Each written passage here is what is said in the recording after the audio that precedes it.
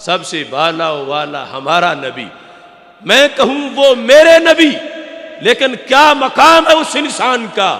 سرکار فرمائے میں تیرا نبی۔ تو حضرت جابر رضی اللہ تعالی عنہ کو جواب دیتے وقت میرے آقا علیہ السلام نے فرمایا ہوا نور نبی کا یا جابر، جابر وہ تیرے نبی کا نور ہے جو رب ذوالجلال نے سب سے پہلے پیدا فرمایا تھا۔ اب سوال کا جواب تو اس میں آ گیا، لیکن میرے آقا علیہ السلام کی شان یہ ہے، میرے کریم سے گر قطرہ کسی نے مانگا دریا بہا دیے ہیں، دربے بہا دیے ہیں۔ تم نے یہ پوچھا رب نے سب سے پہلے کس چیز کو بنایا؟ جابر میں یہ بھی بتا دیتا ہوں، دوسرے نمبر پہ کیا بنا، تیسرے پہ کیا بنا، چوتھے پہ کیا بنا، پانچویں کے کیا بنا، چھٹے ساتویں آٹھویں نمبر پہ کیا بنا، کروڑ ہاں چیزوں کا تذکرہ میرے آقا علیہ السلام نے اسی جواب میں ارشاد فرما دیا۔ فرمایا ہوا نور نبی کا یا جابر، جابر وہ تیرے نبی کا نور ہے جو رب نے سب سے پہلے پیدا فرمایا۔ ثم خلق فیہ کل خیر وخلق بعدہ کل شیء، فرمایا پھر جو کچھ بنا اس کے بعد بنا اور ہر اچھی چیز اسی نور سے بنی۔ وہی نہ خلقہ اقامہ من مقام القرب 12,000 سنۃ، اور جب رب ذوالجلال نے میرے نور کو پیدا کیا تو نور کو اپنے دربار میں قیام کروایا۔ ابھی زمین نہیں تھی، آسمان نہیں تھا، شمس و قمر برگ و شجر نہیں تھے، بلکہ عرش بھی نہیں، کرسی بھی نہیں، لوح بھی نہیں، قلم بھی نہیں، اور میرے آقا علیہ السلام کا نور اللہ کے حضور قیام کر رہا تھا۔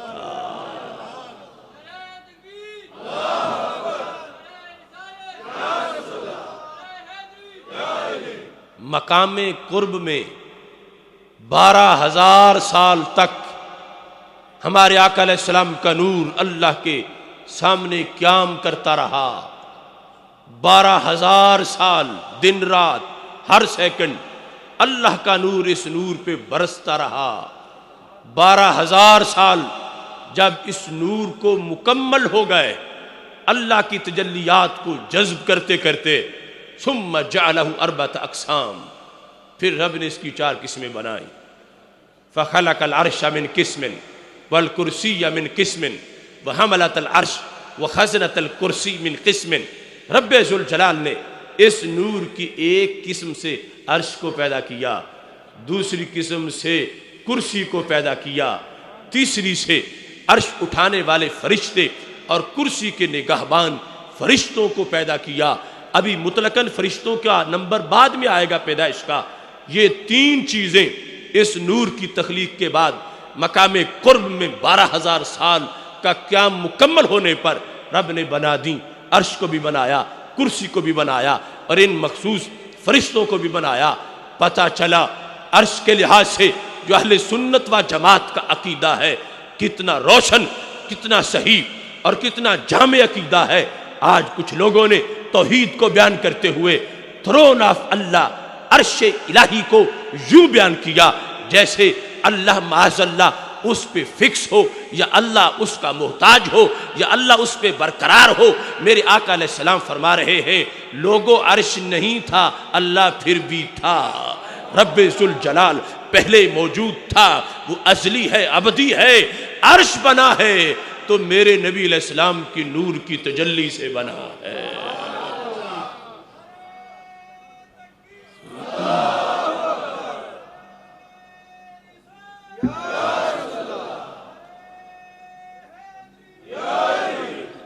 محتشم سامعین حضرات، اب دیکھیے جس وقت یہ 3 چیزیں بن گئی، ثم اقام القسم الرابع فی مقام الحب 12,000 سنۃ، رب ذوالجلال نے چوتھے حصے کو پھر قیام کروایا، اور وہ قیام بھی 12,000 سال کا تھا۔ تو حدیث شریف کے الفاظ میں آپ کے سامنے ٹیکسٹ یعنی متن اس لیے پڑھ رہا ہوں کہ کسی کو شک نہ رہے، اور سند پہلے پیش کر دی۔ تو اس کی جو اصطلاحیں ہیں وہ یاد رکھیں کہ پہلا مقام تھا مقام قرب، اور قیام 12,000 سال کا تھا، اور اس سے کیا کیا بنا؟ عرش، کرسی اور مخصوص فرشتے۔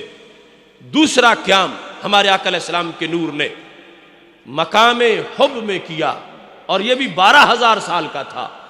اور جب 12,000 سال ہمارے آقا علیہ السلام کے نور کو اللہ کے سامنے قیام کرتے گزر گئے، ثم جعلہ اربعۃ اقسام، پھر رب نے اس کی 4 قسمیں بنائیں. اب کیا بنا؟ دیکھو میرے آقا علیہ السلام کا نور، اس کا فیضان کتنا ہے.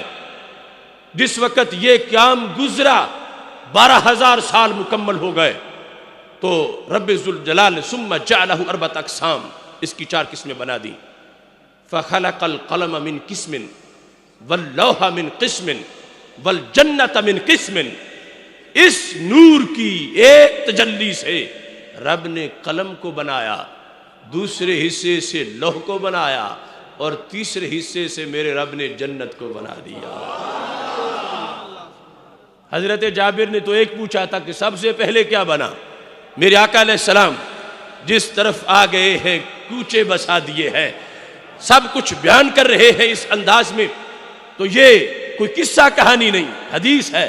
اور دیکھو لوگوں سے آج 12 ربیع الاول شریف سے بعد والا میلاد برداشت نہیں ہو رہا. میرے آقا علیہ السلام نے تو 1000 سال پہلے کا بھی بیان فرما دیا ہے. کوئی اور ایسا ہے کہ جس کی داستاں اتنی حسین ہو اور اتنی لمبی ہو؟ کہاں سے کہاں تک اس نور کی جلوہ گری ہے. سید عالم نور مجسم شفیع معظم صلی اللہ علیہ وسلم کا نور رب ذوالجلال کے سامنے پہلے مقام قرب میں 12,000 سال اس نے قیام کیا، پھر مقام حب میں 12,000 سال قیام کیا. 12,000 سال کا یہ قیام، اس کے بعد قلم، لوح اور جنت کو بنا دیا گیا. اب قلم کیا ہے؟ جب رب ذوالجلال نے فرمایا بنا کے قلم اکتب، قلم لکھ، تو قلم نے کہا میں کیا لکھوں؟ تو ما کان وما یکون، قلم جو ہو چکا وہ بھی لکھ اور جو ہوگا وہ بھی لکھ. تو جن کے نور سے بنے ہوئے قلم کا یہ علم ہے، ان کا اپنا علم کتنا ہوگا. ما کان اور ما یکون کا علم جس کے تم ترانے پڑھتے ہو، یہ علم تو قلم کو بھی ملا اور شرک نہیں ہوا. اللہ کہتا قلم تو لکھ، ما کان بھی لکھ، ما یکون بھی لکھ، اور پھر لوح. یہ جو ابھی آغاز میں آپ قصیدہ پڑھ رہے تھے امام بوصیری کا، وَمِنْ عُلُومِكَ عِلْمَ اللَّوْحِ وَالْقَلَمِ. امام بوصیری کہتے ہیں کہ محبوب اگرچہ لوح جو ہے اس میں اتنا علم ہے کہ ہمارا خیال بھی نہیں پہنچ سکتا، لیکن وہ لوح کا سارا علم جو ہے محبوب تمہارے علم کی تو ایک تجلی ہے. من تبیزیہ ہے، آپ کے علوم کا کچھ حصہ لوح کا علم ہے، آپ کے علوم کا کچھ حصہ قلم کا علم ہے. قلم اور لوح کا جو علم ہے محبوب وہ تمہارے سارے علم میں سے کچھ حصہ ہے. تو جن کے علم کا کچھ حصہ قلم کو ملے تو قلم کے علم کا اندازہ نہ ہو سکے، لوح کو ملے تو لوح کے علم کا اندازہ نہ ہو سکے، تو محبوب کے اپنے علم کا عالم کیا ہوگا.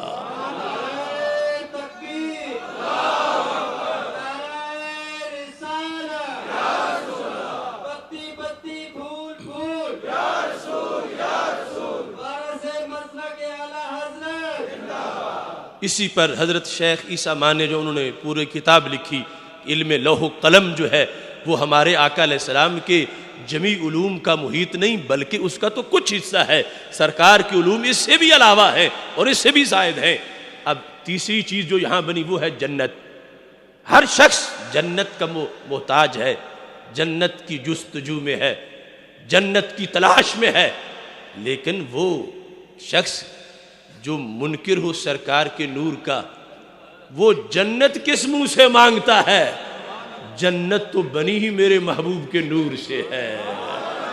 تو نور مصطفیٰ صلی اللہ علیہ وسلم کا منکر جنت میں جا کیسے سکے؟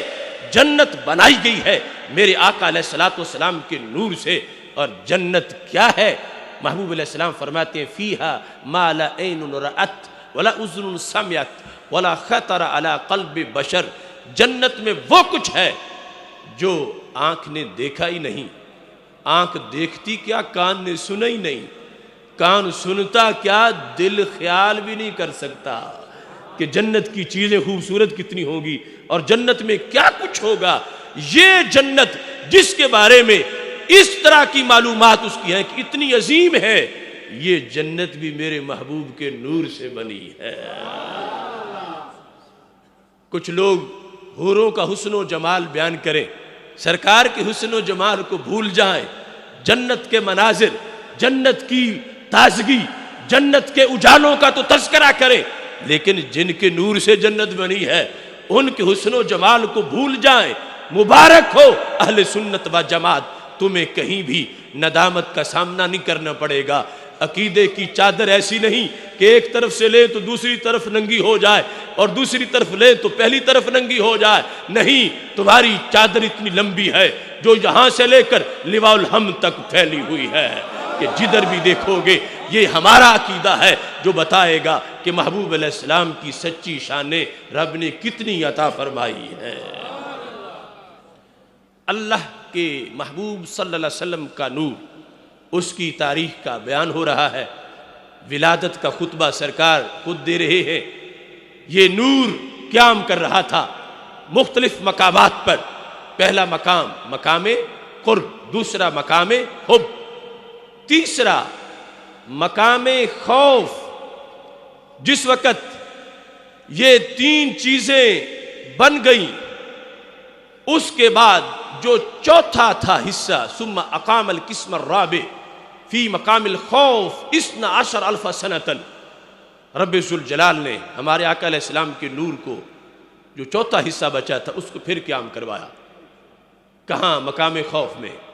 کتنے گھنٹوں کا؟ نہیں، سالوں کا، 12,000 سال تک، 12,000 سال تک میرے آقا علیہ السلام کا نور اللہ کے سامنے مقام خوف میں قیام کرتا رہا۔ ثم جعلہ 4 اجزاء، پھر رب نے اس کے 4 اجزاء بنائے۔ اب کیا بنا اس سے؟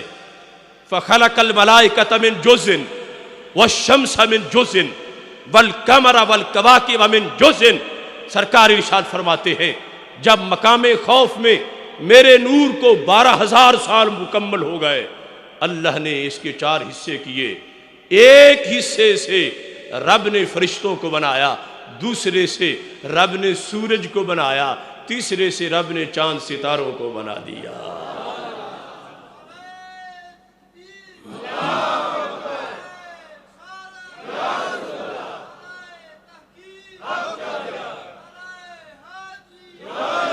دیکھو، ہے عمر لاکھوں برس کی تیری لیکن تازہ شباب تیرا۔ کتنے ہزار سال نور کو ہو گئے، ابھی حضرت آدم علیہ السلام کی تو روح بھی نہیں بنی تھی، جسم تو بعد کی بات ہے۔ 12,000 سال اللہ کے دربار میں اس نور کا قیام۔ جب مقام خوف میں 12,000 سال مکمل ہو گئے تو پھر ایک حصے سے فرشتے بنے۔ فرشتوں کو تو لوگ نور مانے، اور جن کے نور سے بنے ہیں ان کا انکار کرے، یہ کیسے ہو سکتا ہے؟ پھر اس نور سے سورج بنا، اسی سے چاند ستارے۔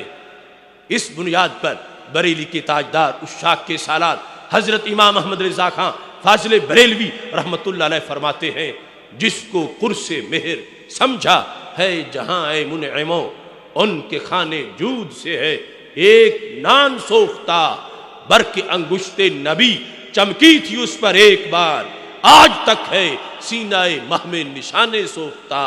کہتے لوگو، جس کو تم سورج کی ٹکیا کہتے ہو، یہ تو میرے محبوب کے دسترخوان کی ایک جلی ہوئی روٹی ہے۔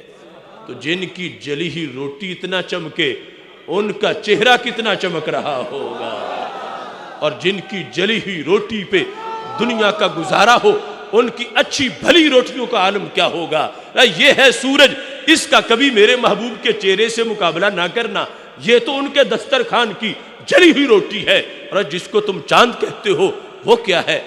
برق انگشت نبی چمکی تھی اس پر ایک بار۔ جامع ترمذی کی حدیث شریف ہے کہ ہمارے آقا علیہ السلام نے یوں انگلی کا اشارہ کیا چاند کی طرف تو چاند 2 ٹکڑے ہو گیا۔ اعلی حضرت کہتے ہیں چہرے کا حسن تو چہرے کا حسن ہے، محبوب علیہ السلام کی تو انگلی بھی اتنی حسین ہے کہ مقابلہ ہوا انگلی کے حسن کا اور چاند کا، ادھر سے انگلی کا نور، ادھر سے چاند کا نور۔ تو کہتے ہیں برق انگشت نبی چمکی تھی اس پر ایک بار، بار